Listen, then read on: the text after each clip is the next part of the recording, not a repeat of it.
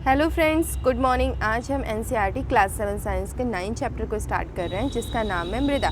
इसमें मिट्टी के गुणों के बारे में बताया गया है, उसके प्रकार बताए गए हैं, कौन सी मिट्टी उपजाऊ होती है, ठीक है। इन सारी चीज़ों के बारे में हम इससे देखेंगे, ठीक है। तो यहाँ पे है कि मिट्टी जो है सबसे महत्वपूर्ण प्राकृतिक संसाधन है, ठीक है। ये पादप को यानी पेड़ों को जड़ों की दृढ़ता से थामे रखती है और उनको जल और पोषक तत्वों की जो होती है आपूर्ति करती है, और यह बहुत सारे जीवों के आवास के लिए भी सहायक होती है। कृषि के लिए जो मृदा है, मिट्टी बहुत ही अनिवार्य है, और कृषि हम सभी को भोजन, कपड़ा, आश्रय प्रदान करती है। इसलिए मृदा हमारे जीवन का बहुत ही जो है इम्पॉर्टेंट पार्ट है, ठीक है। अगला है मृदा जीवन से भरपूर है, ठीक है। हमने मृदा में बहुत सारे जीव जंतुओं को देखा हुआ है, जैसे केचुआ, ठीक है। केचुआ रहते हैं, छोटे मोटे जो होते हैं बैक्टीरिया जो होते हैं, जीवाणु, ये सब हम लोग को देखने को मिलते हैं, ठीक है।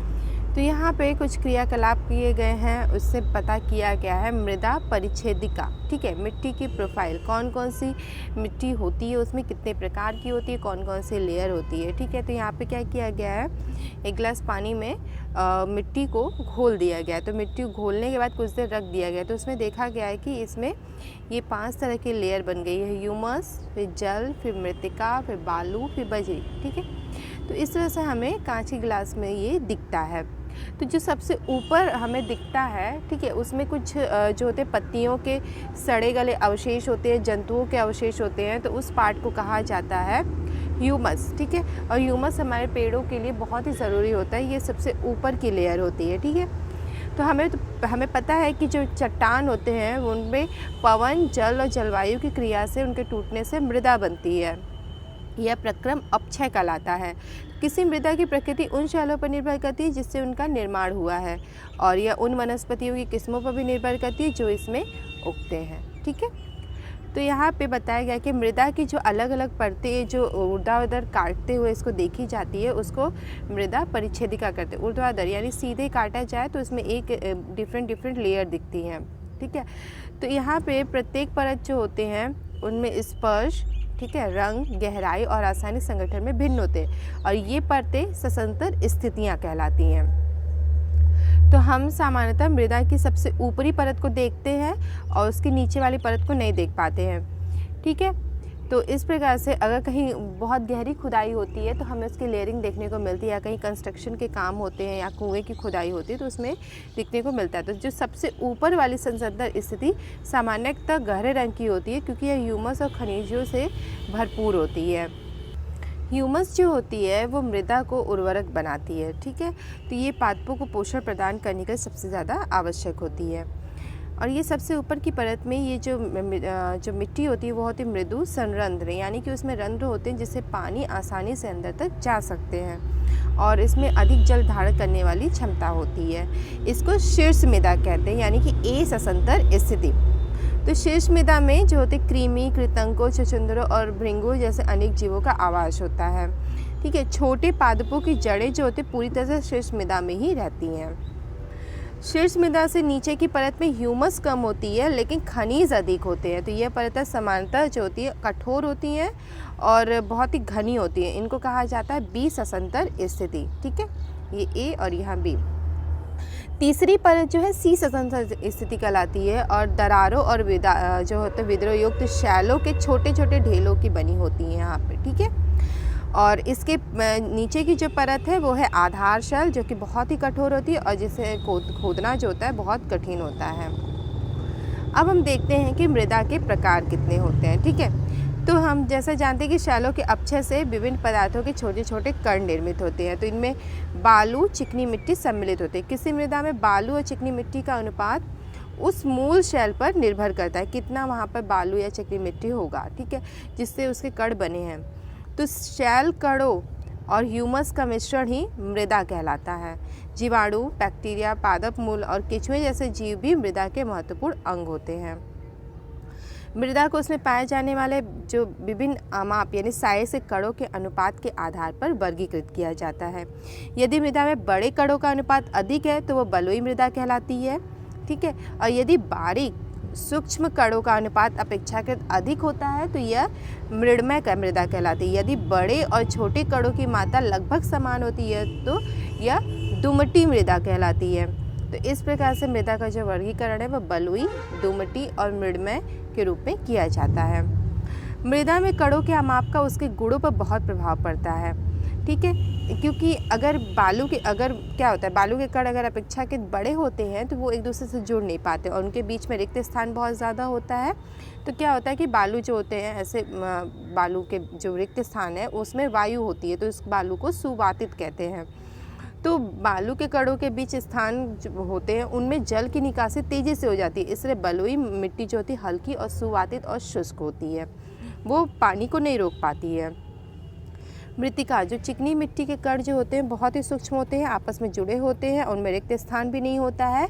तो उनमें जो होती है बलुई मृदा के विपरीत इनके कण जो होते हैं बहुत ही मतलब इसमें सूक्ष्म स्थान न होने की वजह से ये जल को रोक पाते हैं, ठीक है, और ये भारी भी होते हैं क्योंकि इसमें बलुई मृदा की अपेक्षा अधिक जल होता है। पादपों को उगाने के लिए सबसे अच्छी शीर्ष मृदा जो होती है वो दोमट होती है। दोमट में मृदा में बालू, चिकनी मिट्टी और गाद नामक अन्य प्रकार के मृदा कणों का मिश्रण होता है, ठीक है।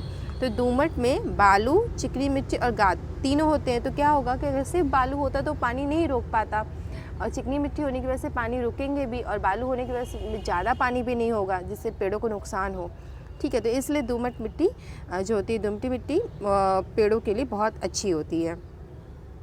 गाद जो होती है वो नदी नालों में निक्षेप के रूप में पाई जाती है और गाद कणों का अमाप बालू और चिकनी मिट्टी के अमापों के बीच का होता है, ठीक है।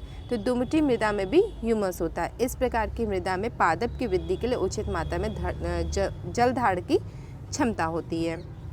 तो अब ये सारी जो हमने मिट्टी के प्रकार देखे, मृण्मय, दुमटी और बलुई, इनके नमूने लेकर उनको अगर अलग अलग उनको गूँथ कर अगर कुछ बनाया जाए जैसे कि कुम्हार बनाते हैं तो देखा जाएगा कि किस मिट्टी से ज़्यादा आसानी होती है बनाने से, ठीक है। तो ये क्रियाकलाप यहाँ कराई गई है। अगला है मृदा के गुण, ठीक है। तो मृदा का जो गुण है सबसे पहले उससे मृदा में जल अंतःश्रवण दर, ठीक है। तो यहाँ पे क्या किया गया है कि एक 50x50 का एक स्क्वायर खींचा गया है एक फर्श पर, ठीक है। एक जो घर की जो पक्की फर्श होती है वो, एक जो होती है जो मिट्टी वाली ज़मीन होती है वहाँ पर, और दोनों में एक जो होती है एक बोतल पानी से सेम टाइम पे पानी डाला गया। तो क्या होता है कि जो फर्श पर पानी डाला गया था उससे पानी उस वर्गाकार से बाहर आ जाता है, लेकिन जो ज़मीन पे जो मतलब मिट्टी पे डाली गई थी वो पानी धीरे धीरे अंदर चला गया, ठीक है। तो इस क्रियाकलाप में क्या बताया गया है कि जो मिट्टी होती है वो पानी का अंतःश्रवण करती है, यानी उसको सोखती है, ठीक है। तो इस प्रकार यहाँ पे एक और क्रियाकलाप कराया गया है कि एक पाइप ली गई है, उसमें पानी धीरे धीरे डाला गया है, ठीक है। तो ये ज़मीन पर मिट्टी में किया जा रहा है, इस पाइप में जब पानी डाला जा रहा है तो इसमें जो पानी है उसका जो है वॉल्यूम इसका मेज़र किया हुआ है और कितनी देर में ये पानी को सोख ले रहा है ज़मीन, उसका भी टाइम मेज़र किया गया है, देखा गया है पूरा, ठीक है। तो इस तरह से हम अंतःश्रवण दर निकाल सकते हैं। अगर हमने जल की मात्रा 200 ml ली और अंतःश्रवण की अवधि 20 मिनट हुई तो इसका हम अंतःश्रवण दर निकाल सकते हैं जो कि होगा 10 ml पर मिनट, ठीक है। तो इस प्रकार हम पता लगा सकते हैं कि कौन सी मिट्टी या बलुई, दोमट या चिकनी मिट्टी जो भी है उसमें हम देख सकते हैं कि उसमें अवशोषण की दर कितनी है, ठीक है। तो इस प्रकार हम इसको आरोही क्रम में व्यवस्थित कर सकते हैं, ठीक। तो इससे हमें पता चल जाएगा कि कौन सी मिट्टी का अंतःश्रवण दर ज़्यादा है, किसका कम है, ठीक है। मृदा में नमी, तो हम जो होते हैं ग्रीष्म काल के दिन जो होते हैं उसमें गर्म दिन की जो दोपहर में किसी खेत या खुले मैदान में अगर जाते हैं तो ऊपर की जो वायु, ज़मीन के ऊपर की वायु जो हमें दिखती है वो कंपदित होती हुई दिखती है, ठीक है।